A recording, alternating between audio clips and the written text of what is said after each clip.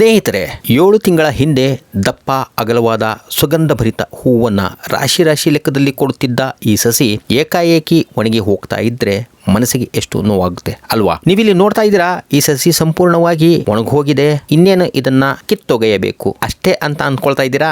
ಸ್ವಲ್ಪ ತಾಳ್ಮೆ ತಗೊಳ್ಳಿ. ನಿಮ್ಮಲ್ಲಿರುವ ಯಾವುದೇ ಸಸಿಗಳಾಗ್ಲಿ, ಅದು ಹೂ ಕೊಡ್ತಾ ಇರೋ ಸಸಿ ಆಗಿರ್ಲಿ, ಹಣ್ಣುಗಳನ್ನ ಕೊಡ್ತಾ ಇರೋ ಸಸಿ ಆಗ್ಲಿ, ಕೊನೆಗೆ ಮನೆಯ ಅಂದವನ್ನ ಹೆಚ್ಚಿಸುವಂತ ಅಲಂಕಾರಿಕ ಸಸಿಗಳಾಗಿರ್ಲಿ, ಒಣಗೋಯ್ತು ಅಂತ ಎಸೆಯೋ ಮೊದಲು ಮನೆಯಲ್ಲೇ ಸುಲಭವಾಗಿ ಕಡಿಮೆ ಖರ್ಚಿನಲ್ಲಿ ಒಂದು ರೆಮಿಡಿಯನ್ನ ತಯಾರಿಸಿಕೊಂಡು ಅದನ್ನ ಗಿಡಗಳಿಗೆ ಕೊಟ್ಟು ಕೇವಲ ಒಂದೇ ಒಂದು ತಿಂಗಳು ತಾಳ್ಮೆಯಿಂದ ಕಾದ್ರೆ ನಿಮ್ಮ ಒಣಗಿಡದಲ್ಲಿಯೂ ಕೂಡ ಚಿಗುರು ನೋಡಬಹುದು.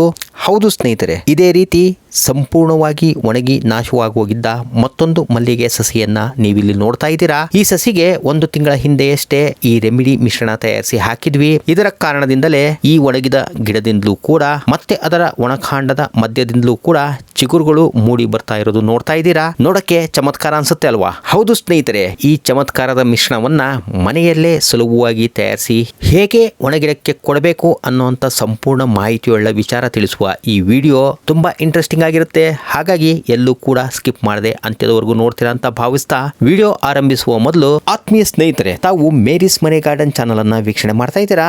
ನಾನು ನಿಮ್ಮ ದೀಪಕ್ ಕುಮಾರ್ ಟಿಟಿ ನಿಮ್ಮನ್ನ ಆತ್ಮೀಯ ಸ್ವಾಗತವನ್ನ ಕೋರ್ತೇನೆ. ಇನ್ನು ಯಾರೆಲ್ಲ ಹೊಸಬರು ನಮ್ಮ ಚಾನಲ್ ಅನ್ನ ಇನ್ನೂ ಕೂಡ ಸಬ್ಸ್ಕ್ರೈಬ್ ಮಾಡ್ಕೊಂಡಿಲ್ಲ, ದಯವಿಟ್ಟು ಈಗಲೇ ಸಬ್ಸ್ಕ್ರೈಬ್ ಮಾಡ್ಕೋಬೇಕಾಗಿ ವಿನಂತಿಸ್ಕೊಳ್ತಾ ಪಕ್ಕದಲ್ಲಿರುವ ಬೆಲ್ ಬಟನ್ ಕೂಡ ಪ್ರೆಸ್ ಮಾಡಿ ಅದರಲ್ಲಿ ಆಲ್ ಅನ್ನ ಸೆಲೆಕ್ಷನ್ ಮಾಡ್ಕೊಂಡ್ರಿ ಅಂತಂದ್ರೆ ನಾವು ರಿಲೀಸ್ ಮಾಡುವ ಪ್ರತಿಯೊಂದು ವಿಡಿಯೋಗಳ ನೋಟಿಫಿಕೇಶನ್ ಅನ್ನ ಯೂಟ್ಯೂಬ್ ನಿಮಗೆ ಕಳಿಸ್ಕೊಡುವಂತಾಗುತ್ತೆ.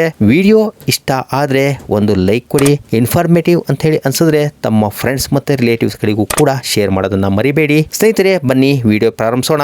ಈಗಾಗಲೇ ಚಿತ್ರೀಕರಣದಲ್ಲಿ ನೋಡ್ತಾ ಇದ್ದೀರಾ, ಮತ್ತೆ ಚಿಗುರು ಬರ್ತಾ ಇರುವಂತ ಈ ಒಂದು ಸಸ್ಯ ಒಣಗಿದ ಭಾಗಗಳನ್ನ ತರಿಸದೆ ಹಾಗೆ ಬಿಟ್ಟಿದೀವಿ. ಯಾಕಂದ್ರೆ ನಿಮ್ಗೆ ಒಣಗಿದ ಗಿಡದಲ್ಲೂ ಕೂಡ ಚಿಗುರು ಬಂದಿದೆ ಅನ್ನೋದನ್ನ ತೋರಿಸೋದಿಕ್ಕೆ. ಮತ್ತೆ ನಾವು ಈಗ ತಯಾರಿಸಲು ಹೊರಟಿರುವಂತಹ ಈ ಚಮತ್ಕಾರಿ ಮಿಶ್ರಣ ಹೇಗೆ ತನ್ನ ಚಮತ್ಕಾರವನ್ನ ಈ ಗಿಡದ ಮೇಲೆ ತೋರಿಸಿದೆ, ಒಣಗಿಡದಲ್ಲಿ ಕೂಡ ಚಿಗುರುಗಳು ಹೇಗೆ ಮೂಡುವಂತೆ ಮಾಡಿದೆ ಅನ್ನುವಂತ ಕನ್ಫರ್ಮೇಶನ್ಗೋಸ್ಕರ ಸ್ನೇಹಿತರೆ ಬನ್ನಿ ಯಾವೆಲ್ಲ ಪದಾರ್ಥಗಳನ್ನ ಈಗ ಬಳಸ್ಕೊಳ್ತಾ ಹೋಗ್ತೀವಿ, ಹೇಗೆ ತಯಾರಿಸೋದು ಈ ಮಿಶ್ರಣ ಅಂತ ಹೇಳಿ ನೋಡ್ತಾ ಹೋಗೋಣ. ಮೊದಲಿಗೆ ಕಾಫಿ ಪುಡಿ ಮತ್ತೆ ಟೀ ಪುಡಿಯನ್ನ ನಾವಿಲ್ಲಿ ಬಳಸ್ಕೊಳ್ತಾ ಇದ್ದೀವಿ. ಆ ಒಂದು ಕಾಫಿ ಪುಡಿ ಅಥವಾ ಟೀ ಪುಡಿ ಬಳಸಿದ ನಂತರದ್ದಾದ್ರೂ ಪರವಾಗಿಲ್ಲ, ಅಥವಾ ಫ್ರೆಶ್ ಆಗಿದ್ರು ಕೂಡ ನಡೆಯುತ್ತೆ. ನಾವಿಲ್ಲಿ 250 ml ನೀರಿನೊಂದಿಗೆ ಬಳಸಿದ ನಂತರದ ಕಾಫಿ ಪುಡಿಯನ್ನ 3 ಸ್ಪೂನ್ ನಷ್ಟು ಬೆರೆಸಿ ಅದನ್ನ ಚೆನ್ನಾಗಿ 5 ನಿಮಿಷ ಕುದಿಸಿದ ನಂತರ 1 ತಾಸು ಆರಿ ತಣ್ಣಗಾಗ್ಲಿ ಅಂತ ಹೇಳಿ ಬಿಟ್ಟಿದ್ವಿ. ಅದರ ನಂತರದ ಈ ಮಿಶ್ರಣ ನೋಡ್ತಾ ಇದ್ದೀರಾ. ಈಗ ಈ ಮಿಶ್ರಣ ಕಾನ್ಸಂಟ್ರೇಟ್ ಆಗಿರೋದ್ರಿಂದ ಇದನ್ನ ಅರ್ಧ ಲೀಟರ್ ನೀರಿಗೆ 2 ಸ್ಪೂನ್ ನಷ್ಟು ಬಳಸಿಕೊಂಡು ಉಳಿದ ಮಿಶ್ರಣ ಬಾಟಲಿಯೊಳಗೆ ಶೇಖರಿಸಿಟ್ಕೊಂಡು ಮುಂದೆ ಇದೇ ರೀತಿ ಒಣ ಗಿಡಗಳಿಗೆ ಬಳಸ್ಕೋಬಹುದು, ಅಥವಾ ನಾವು ಈಗಾಗಲೇ ಹಿಂದಿನ ವಿಡಿಯೋಗಳಲ್ಲಿ ತಿಳಿಸಿದಂತೆ ಲಿಕ್ವಿಡ್ ಫರ್ಟಿಲೈಸರ್ ಜೊತೆಗೆ ಬೆರೆಸ್ಕೊಂಡು ಕೊಡ್ತಾ ಕೂಡ ಹೋಗಬಹುದು. ಕುದಿಸಿ ಆರಿಸಿದ ಕಾಫಿ ಪುಡಿ ಮಿಶ್ರಣದ ನೀರಿನಲ್ಲಿ ಸಾಕಷ್ಟು ನೈಟ್ರೋಜನ್, ಫಾಸ್ಫರಸ್, ಪೊಟ್ಯಾಷಿಯಂ ಇರೋದ್ರಿಂದ ಗಿಡಗಳ ಬೇರುಗಳಿಗೆ ಮತ್ತು ಚಿಗುರು ಮೂಡಲು ಬೇಕಾದಂತ ಪೋಷಕಾಂಶಗಳನ್ನ ರಿಲೀಸ್ ಮಾಡಿ ಮಣ್ಣಿನೊಳಗಿರುವಂತಹ ಕ್ರಿಮಿಕೀಟಗಳನ್ನ ನಾಶಪಡಿಸುವುದಲ್ಲದೆ ಮಣ್ಣಿನಲ್ಲಿ ಎರೆಹುಳುಗಳು ಅಂದ್ರೆ ಎರ್ಥ್ವರ್ಮ್ಗಳ ಬೆಳವಣಿಗೆಯನ್ನ ಉತ್ತೇಜಿಸುತ್ತೆ. ಎರೆಹುಳುಗಳು ನಮ್ಮ ಗಾರ್ಡನಿನಲ್ಲಿ ಎಷ್ಟೊಂದು ಲಾಭದಾಯಕ ಕೆಲಸವನ್ನ ನಿರ್ವಹಿಸುತ್ತವೆ ಎಂಬ ಬಗ್ಗೆ ಸಂಪೂರ್ಣ ಮಾಹಿತಿ ಬೇಕು ಅಂತಂದ್ರೆ ಅಂಥ ವಿಡಿಯೋ ಕೂಡ ಈಗಾಗಲೇ ನಾವು ರೆಡಿ ಮಾಡಿ ರಿಲೀಸ್ ಮಾಡಿದೀವಿ. ಅದರ ಲಿಂಕ್ ಅನ್ನ ಡಿಸ್ಕ್ರಿಪ್ಷನ್ ಬಾಕ್ಸ್ ನಲ್ಲಿ ಕೊಟ್ಟಿದ್ದೀವಿ. ಆ ವಿಡಿಯೋ ನೋಡೋ ಬಯಸುವ ಉತ್ಸಾಹಿ ಸ್ನೇಹಿತರು ಲಿಂಕ್ ಅನ್ನ ಪ್ರೆಸ್ ಮಾಡಿಬಿಟ್ಟು ಮಾಹಿತಿಯನ್ನ ಪಡೆದುಕೊಳ್ಬಹುದು. ಇದಾದ ನಂತರ ಎಲ್ಲರ ಮನೆಯಲ್ಲೂ ಕೂಡ ಸುಲಭವಾಗಿ ಸಿಗುವ ಅಡಿಗೆ ಸೋಡಾ ಅಂದ್ರೆ ಬೇಕಿಂಗ್ ಸೋಡಾ ಅರ್ಧ ಸ್ಪೂನ್ ನಷ್ಟು ಬಳಸ್ಕೊಳ್ತಾ ಇದ್ದೀವಿ. ಈ ಒಂದು ಅಡಿಗೆ ಸೋಡಾ ಮಣ್ಣಿನಲ್ಲಿ ಮತ್ತು ಗಿಡದ ಬೇರುಗಳಲ್ಲಿ ಅಡಗಿರುವಂತಹ ಫಂಗಸ್ ಗಳಂತಹ ಮಾರಕ ರೋಗಕಾರಕ ಸೂಕ್ಷ್ಮ ಜೀವಿಗಳನ್ನ ನಾಶಪಡಿಸಿ ಅನೇಕ ನೈಸರ್ಗಿಕ ಕ್ರಿಮಿಕೀಟಗಳನ್ನ ಗಿಡಗಳಿಂದ ದೂರ ಇಡಲು ಸಹಕರಿಸುವುದಲ್ಲದೆ ಮಣ್ಣಿನಲ್ಲಿ pH ಮಟ್ಟವನ್ನ ಸರಿಹೊಂದಿಸುವ ಗುಣಲಕ್ಷಣವನ್ನ ಹೊಂದಿರೋದ್ರಿಂದ ಇದರ ಬಳಕೆ ಈ ಮಿಶ್ರಣಕ್ಕೆ ಅತ್ಯಗತ್ಯವಾಗಿದೆ. ಈಗ ಎಪ್ಸಮ್ ಸಾಲ್ಟ್ ಅರ್ಧ ಲೀಟರ್ ನೀರಿನ ಮಿಶ್ರಣಕ್ಕೆ 1 ಚಮಚದಷ್ಟು ಬಳಸ್ಕೊಂಡಿದ್ದೀವಿ. ನಿಮ್ಗೆಲ್ಲ ತಿಳಿದಿರೋ ಹಾಗೆ ಎಪ್ಸಮ್ ಸಾಲ್ಟ್ ನಲ್ಲಿ ಭರಪೂರವಾದಂತಹ ಮೆಗ್ನೀಷಿಯಂ ಜೊತೆಗೆ ಹಲವು ಮೈಕ್ರೋ ನ್ಯೂಟ್ರಿಯೆಂಟ್ಸ್ ಗಳು ಹುದುಗಿದ್ದು ಇವು ಸಸ್ಯ ಬೆಳವಣಿಗೆಯನ್ನುಂಟು ಮಾಡುವ ಅಂಗಾಂಶಗಳಲ್ಲಿ ಒತ್ತಡ ನಿಯಂತ್ರಣ ಮಾಡಿ ಗಿಡಗಳಲ್ಲಿ ಹೊಸ ಚಿಗುರು ಬರುವಂತೆ ಉತ್ತೇಜನ ನೀಡುತ್ತೆ.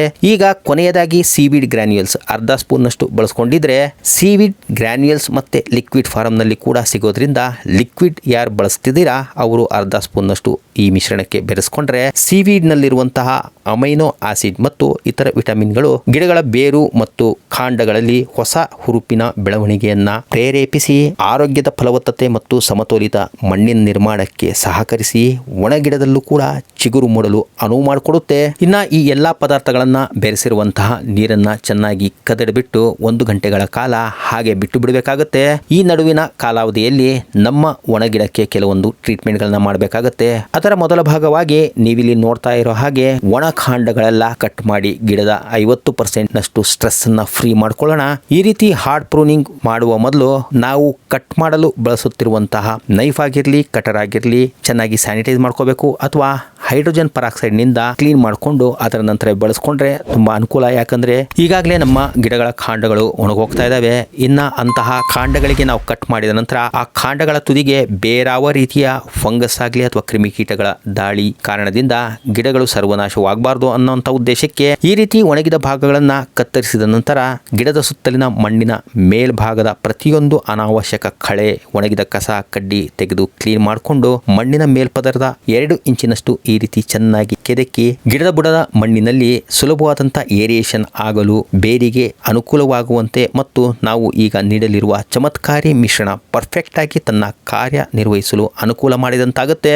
ಈಗ 1 ತಾಸಿನವರೆಗೆ ಈ ಎಲ್ಲಾ ಪದಾರ್ಥಗಳು ಮಿಶ್ರಣದಲ್ಲಿ ಚೆನ್ನಾಗಿ ಬೆರೆತಿರುವುದನ್ನ ನಾವು ಖಚಿತಪಡಿಸಿಕೊಂಡ ಮೇಲೆ ನಾವಿಲ್ಲಿ ಗಿಡದ ಸುತ್ತಲಿನ ಭಾಗಕ್ಕೆ ಹೇಗೆ ಈ ನೀರನ್ನ ಕೊಡ್ತಾ ಇದೀವೋ ಹಾಗೆ ಗಿಡದ ಮಣ್ಣಿನೊಳಗಿರುವಂತಹ ಪ್ರತಿಯೊಂದು ಬೇರುಗಳ ಭಾಗಕ್ಕೂ ಕೂಡ ತಲುಪುವಂತೆ ನೋಡಿಕೊಂಡು ನಂತರ ಈ ಒಂದು ಸಸಿಯನ್ನ 1 ತಿಂಗಳವರೆಗೆ ಸೆಮಿ ಶೇಡೆಡ್ ಏರಿಯಾದಲ್ಲಿಟ್ಟು ನೋಡ್ಕೋಬೇಕಾಗತ್ತೆ. ಈ ಒಣಗಿಡದಲ್ಲಿ ಚಿಗುರು ಈಗ ಮೂಡೋವರೆಗೂ ಪ್ರತಿನಿತ್ಯ ಪರೀಕ್ಷಿಸಿ ಮಣ್ಣಿನ ಮೇಲ್ಪದರ ಒಣಗಿದ್ರೆ ನಂತರವಷ್ಟೇ ನೀರನ್ನ ಮಾತ್ರ ಕೊಡಬೇಕಾಗತ್ತೆ. ಇನ್ನ ಯಾವಾಗ ಈ ಒಂದು ಸಸ್ಯದಿಂದ ಚಿಗುರುಗಳು ಬಂದು ಎಲೆಯಾಗಿ ಮಾರ್ಪಟ್ಟ ನಂತರವಷ್ಟೇ ಸೂರ್ಯನ ಬೆಳಕಿಗೆ ಸಾಕಷ್ಟು ಬಿಸಿಲಿಗೆ ಇಡಬೇಕಾಗತ್ತೆ. ಸ್ನೇಹಿತರೆ, ನಿಮ್ಮ ಗಾರ್ಡನಿನ ಕೆಲಸಗಳಿಗೆ ಬೇಕಾಗಬಹುದಾದಂತಹ ಕೆಲವು ಉಪಯುಕ್ತ ಸಾಮಗ್ರಿಗಳನ್ನ ಆನ್ಲೈನ್ ಮೂಲಕ ತರಿಸಿಕೊಳ್ಳ ಬಯಸೋರಿಗಾಗಿ ಅಮೆಜಾನ್ ಬೈ ಲಿಂಕ್ ಅನ್ನ ಡಿಸ್ಕ್ರಿಪ್ಷನ್ ಬಾಕ್ಸ್ ನಲ್ಲಿ ಕೊಟ್ಟಿರುತ್ತೇವೆ.